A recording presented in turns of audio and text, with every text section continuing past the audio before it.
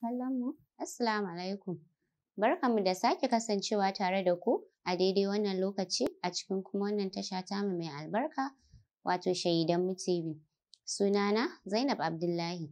Insha Allah yau za mu yi magana ne akan addu'a don maganin jinyan yara.